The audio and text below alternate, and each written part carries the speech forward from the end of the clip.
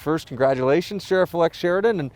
And after long years, really, of this campaign, how are you feeling today?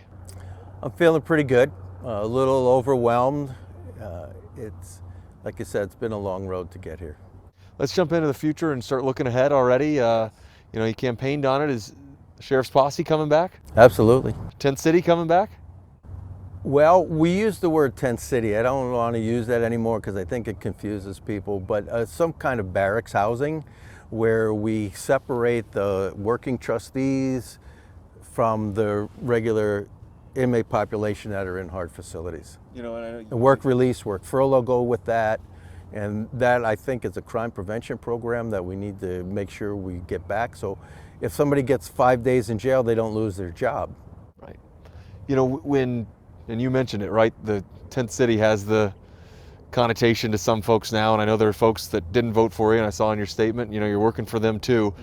Those folks out there, when they hear tent city and they hear the posse and they've been told your opponents attacked you in both the primary and the general, saying your ties to Sheriff Joe, and there are people out there that are fearful of that. What makes you different from Sheriff Joe? I know it's something you've answered in the past, but for those folks out there that have that fear, what do you say to them? Well, there's only one Joe Arpaio, right?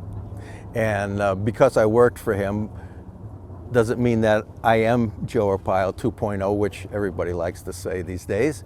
I'm Jerry Sheridan. I spent 40 years of my life at the Maricopa County Sheriff's Office, and I am a combination of everybody that I've worked for, worked with, my father, my mother that brought me up, my school, the training, my religion, all. I am who I am. I don't want to do anything under the shadow of Joe Arpaio. I will do things my way, and that's a great thing about being the elected sheriff, right? I'm not subordinate to a sheriff anymore. I'm only subordinate to the people of this county.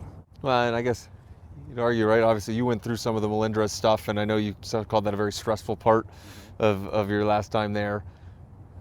Sheriff for the people, but we still have that oversight, right? And I know we're about at 90% compliance. They say, how do we get to 100% compliance? Because I know that, for the most part, we're in compliance, but it's, there are those two sticking points, right, that are still need work, specifically internal affairs. How do we get there? It's a good question. We get there by continuing the hard work that all the people at the Sheriff's Office has put in for the last 10 years. And we continue with that. And I think if the people understand that the sheriff and the command staff find this important, they will pay attention to it. And that's what they'll get from me. There's confrontation with the judge, right, and things like that. And I know you mentioned in the debate that if you need to butt heads again, you're not afraid to do it. I'm not afraid to do it, but believe me, it's not something that I would cherish or something that I would look forward to. It's something that if I have to protect people in the sheriff's office, and that's the only reason that I did with the judge. I guess I would have to do it again. Again, it's not something that I want to do, and I know people think, oh, Sheridan's going to come in here and fight. No, I want to comply with the court's order. I want to continue on. Some of the things that the judge ordered us to do were needed, were necessary, and reform, whatever word you want to use, increase the ability for the deputies to better serve the community. And that's what this is all about. Keeping people safe. It's the sheriff's job to keep people safe. And we do that by running a good jail system, and we do that by making sure the deputies are out there doing their job. We saw with Prop 314 passing, how do you go about enforcing that specifically with the oversight and still adhering to some of that oversight? And then also, and we'll get into staffing, but that takes a toll, right? And it's a cost. What's the plan in enforcing that? And then we'll get into staffing later. I guess The 314 doesn't really have an impact here in Maricopa County because the law is written. It is a crime to catch somebody coming over the border. Well, Maricopa County is not a border county, so it doesn't apply. What does apply is the issues, and again, the sheriff really doesn't have anything to do with this, but is the issues of increasing the crime the penalty for the crimes of drug smuggling and fentanyl possession and that kind of thing. And so it's a good thing for Maricopa County because of that, but it has no effect on the other issue of arresting illegal aliens for coming over the border, because you have to catch them coming over the border. You know, in President-elect Trump now, he's talked about mass deportations. You know, have you had any conversations with him? How will you plan to help him in those efforts here, if that's a request? The first thing I would tell him is that the Sheriff's Office is supposed to have 4,006 employees, and right now we're maybe at 2,700. And so I don't have enough people to do the job that I need to do to keep the people safe and to keep those jails running and keep those inmates safe, much less do something else. Well, we've talked about increasing morale and boosting morale and hoping that makes up, 1,000 short right now, makes up that difference. Is that enough? I mean, what else can we be doing? What are you going to do differently to help that hiring that's really plagued a couple of sheriffs? Well, I've already been working on this. I went to a recruitment retention seminar last year. I've talked to people in the private sector that this is what they do for a living, and they've given me some ideas. I know how we can streamline the pre-employment process so it doesn't take months and months and months to hire somebody. And so believe me, I've already spent a lot of time thinking about this, and we'll be able to get it done. And there's no shortage of people that want to get into law enforcement. They just don't want to work for weak leaders, and people know that I'm not a weak leader. Well, and I know you worked as a detention officer, right? You've kind of done it all and know that experience. I know the detention officers specifically have had trouble with retirement and things of that nature. How do you start working on that? And I know that's not all the sheriff, right? A lot of that relies on the county commissioners and other factors. Well, it's even more so at the legislature, because the legislature changed the law a few years ago that took away their 25-year retirement. Well, we need to get that back. And I talked with one of the sheriffs last night on the phone, and I told him that I was fully committed to doing what I can do down at the legislature to get that retirement back for these young officers. So that's important. Of course, pay is an important issue, and we'll let the plane go by. Perfect. So the pay issue is another thing. The Sheriff's Office is the only law enforcement agency in the county that doesn't have a dedicated pay plan.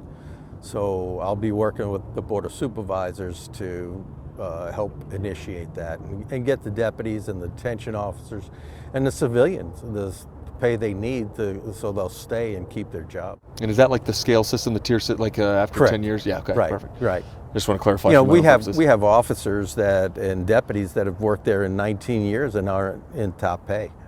And meanwhile, they can go to another law enforcement agency. Some have 6 years, they get a topped out pay. Some are 8 years. And you could work at the Sheriff's Office for 19 and not be topped out. We need to fix that. And you talked about being a strong leader and recruiting in that front. And like I mentioned, you worked as a detention officer. When you see some of the numbers of jail deaths and overdose deaths specifically, how do you begin to crack down on that and make sure those drugs aren't able to get through and get into the inmate population? Well, I think there's a lot of issues. There's not a 30-second answer to this question, right? So it's an issue of combining outside trustees with people that are in a hard facility, that's where the tents would come in, right? So we're not mixing those populations. We need more staffing to do the searches as people are coming in and out of the facilities. The special response team that we had doing cell searches every day in different areas to cut down on the contraband. And there's also a fourth element, and that is the jail intelligence team. And that needs to be staffed again, because they played a key role in knowing what was going on in the facilities, and they actually helped to solve homicides outside the jails because they got a rapport with the inmates and they knew what was going on, and a lot of times prevent the drugs from even coming in the first place. I know of several cases that come right to my mind that because of the information that the jail intelligence unit officers got, we had narcotics detectives waiting for the bad guy who was going to smuggle it in right at the door. It never even got in the facility. And so it's a combination of all those four things that are going to help to cut down on the jail deaths. When you mentioned one of the larger issues, which I know is one of your priorities, is ending some of that drug smuggling into our county, whether it be from the southern border or elsewhere, and the majority of it is, right? How do you get going on that early in your tenure, and how do we put that into action right away?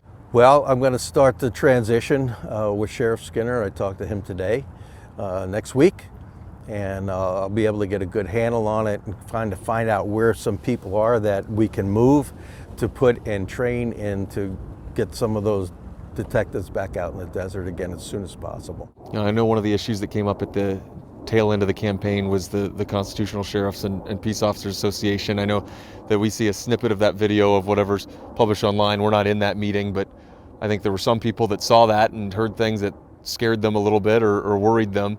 Is that a meeting you regret going to? No, not at all. I think we need to educate ourselves about everything that's going on. I do consider myself a constitutional person, and what that means is when I take that oath to support the Constitution of the United States of America and the constitutional laws of the state of Arizona, I know what that means. I know what that means to me. I don't care what it means to somebody else. What it means to me is that I'm here to protect people's civil rights. And those are the words of Martin Luther King, they're not my words. And that's the sheriff's job. And if that's what we call a constitutional sheriff, then so be it. And I know, I guess I'm hearing that you don't have to agree with what everybody says in the organization to still believe of yourself as a constitutional sheriff? Absolutely. Okay. And when we look at that too, I know that there's been so much baggage that comes from the Arpaio days to certain people in certain people's eyes, and some people have deemed him a racist and anybody who ever worked with him a racist, right?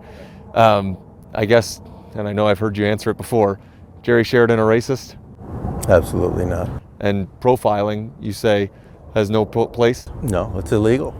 It's unlawful. It's unconstitutional. So what I would like to say about that issue is we can't change the past, but we certainly can learn from it. Well said. And for the folks, I know you mentioned already, but I just want to make sure, because I know that when we had the plane too, for folks out there that didn't support you or were worried, what's your message to them? I am the sheriff for all people. And that was one of the mottos that I used. And I'm the sheriff for all 4.6 million people in this county. I don't care whether you like me or not, whether you supported me or not, whether you voted for me or not, or whether you gave me a ton of money. It doesn't matter, because the sheriff is here to enforce the rule of law, and that affects everybody.